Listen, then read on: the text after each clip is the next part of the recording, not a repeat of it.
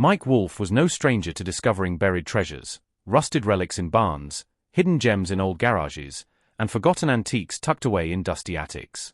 For years, he had made a name for himself chasing the past, turning forgotten Americana into stories and sales. But this time, the treasure wasn't waiting for him out on the road or locked away in a stranger's shed. This time, the treasure was hiding in his own home. And it was no rusty motorcycle or vintage gas station sign. What lay hidden would shock even the most seasoned historians and federal agents. The property in question, located deep in the rolling hills of rural Tennessee, was no ordinary house. It was a century-old architectural beauty, a southern mansion with classic lines and intricate craftsmanship. Mike Wolfe had purchased the home years ago, drawn to its quiet dignity and rich historical appeal. Over time, he had poured care and effort into restoring it, brick by brick, board by board, until it once again stood with the grandeur and splendor it had known in its prime. Locals admired the home for its charm and elegance. Its white columns and sweeping porches seemed frozen in time. But on one otherwise ordinary morning, the mansion was visited by unexpected guests, not tourists or antique enthusiasts, but agents of the federal government.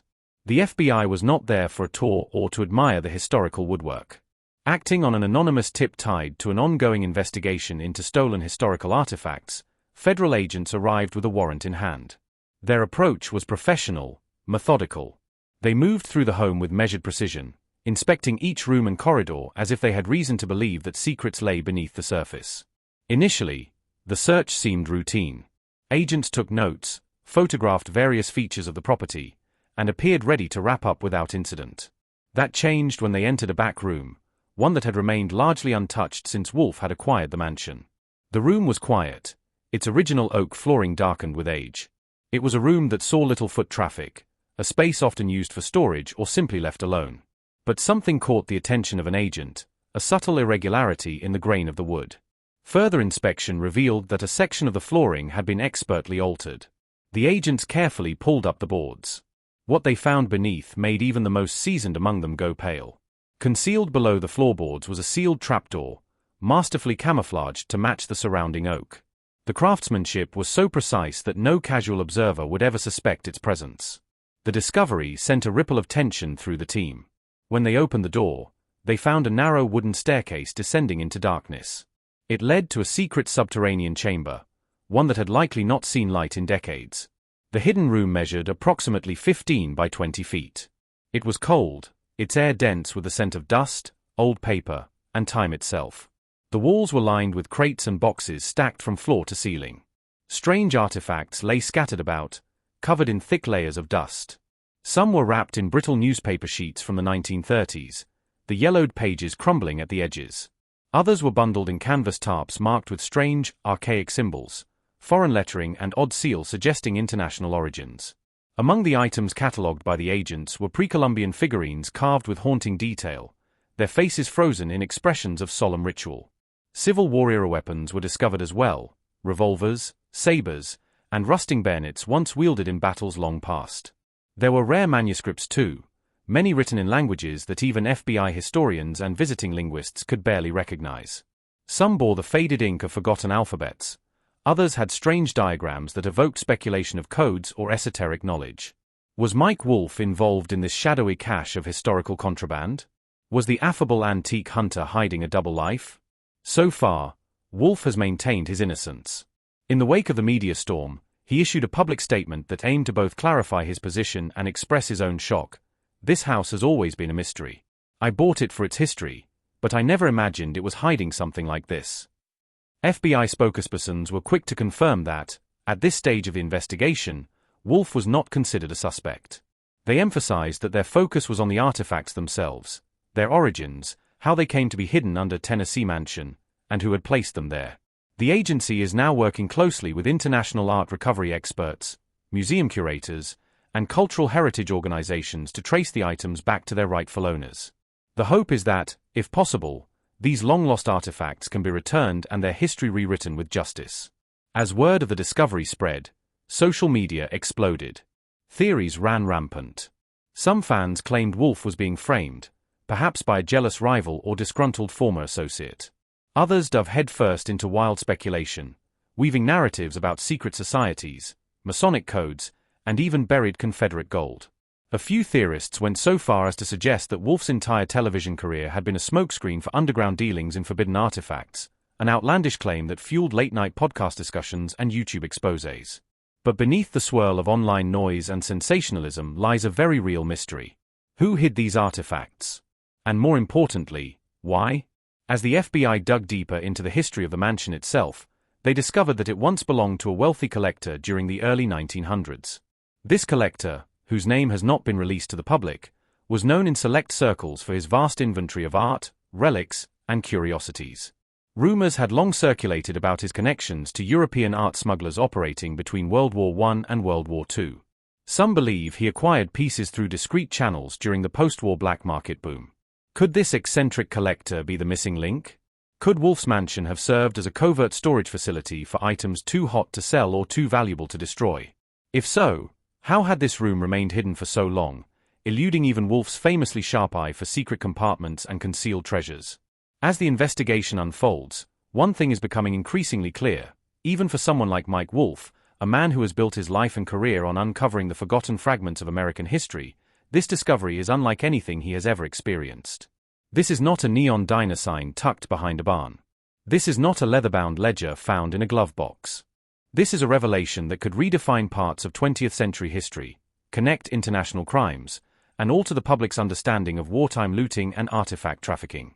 The mansion, once a peaceful retreat and labor of love for Wolfe, may never be the same again. Its walls now whisper a different kind of story, not of charm or nostalgia, but of secrets long buried and truths unwilling to stay hidden. And for Wolfe, a man who thought he had seen it all, life may never be the same either. This chapter, unlike any before it, is still being written. Discovering buried treasures in barns, garages, and forgotten attics had long been the lifeblood of Mike Wolfe's career. From rusted bicycles hidden behind hay bales to vintage gas signs tucked away in dark corners of rural sheds, Wolfe had built his reputation, and a television empire, on unearthing America's forgotten history. But this time, the treasure wasn't tucked away in someone else's property. It wasn't something he'd stumbled across while cruising a back road or bartering with a grizzled old collector. No, this time, the treasure was hiding in his own home. And it was no rusty motorcycle or rare porcelain sign. This discovery was something darker, more mysterious, something that would drag him into a web of suspicion, history, and secrets buried beneath generations. The property, located in the rolling hills of rural Tennessee, was a century-old architectural beauty. A grand Victorian mansion, draped in ivy and shadowed by oaks that had stood since the Civil War, the house was a project Wolfe had poured his heart into. He had purchased it years ago, drawn in by its character, its creaking floorboards, its whispered past. Over time, he lovingly restored the mansion, painstakingly reviving its original grandeur piece by piece. Hand-carved banisters were polished, stained glass windows mended, and the ornate facade brought back to life like a relic from a forgotten age. The house had always been admired for its charm, a living testament to Wolfe's passion for preservation. But all that reverence took a dark turn when federal agents arrived at his doorstep, not for a tour, but for an investigation. Acting on an anonymous tip tied to an ongoing inquiry into stolen historical artifacts, the FBI arrived with quiet urgency. Their presence was unsettling. They came with a warrant and a mission, clearly not expecting the visit to be routine. The agents moved with deliberate precision, scanning the mansion's interiors, taking notes, inspecting architectural oddities.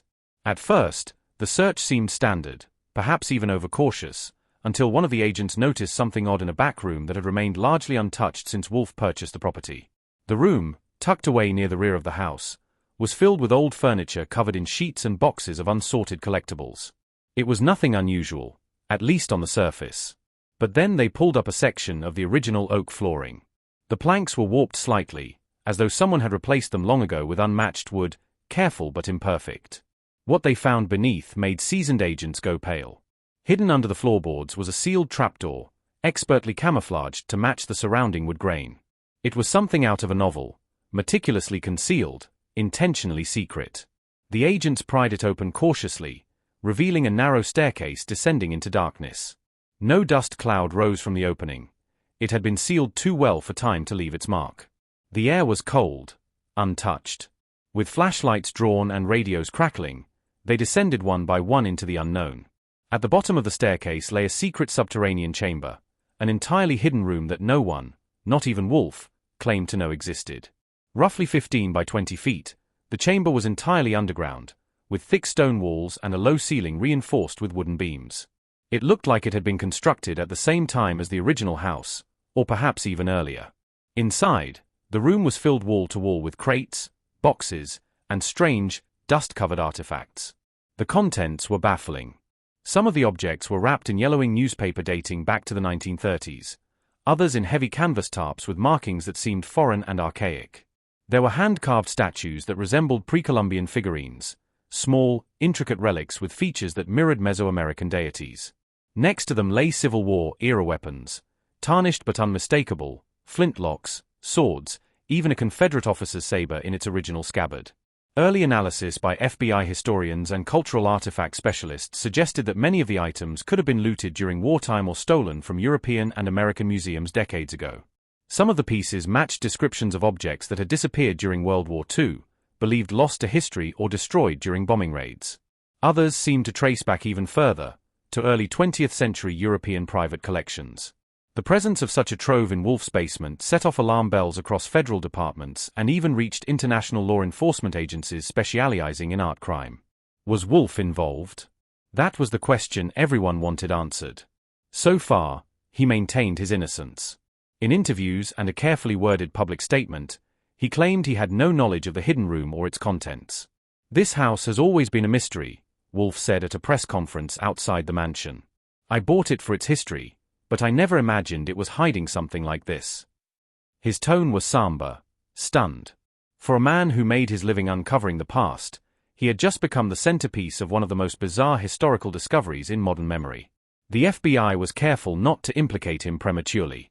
A spokesperson confirmed that Wolfe was not currently a suspect but emphasized that the investigation was ongoing. "We're looking into the provenance of each item," the spokesperson said. "We're working closely with international art recovery experts and historians to determine the origins of these artifacts and, if possible, return them to their rightful owners or institutions."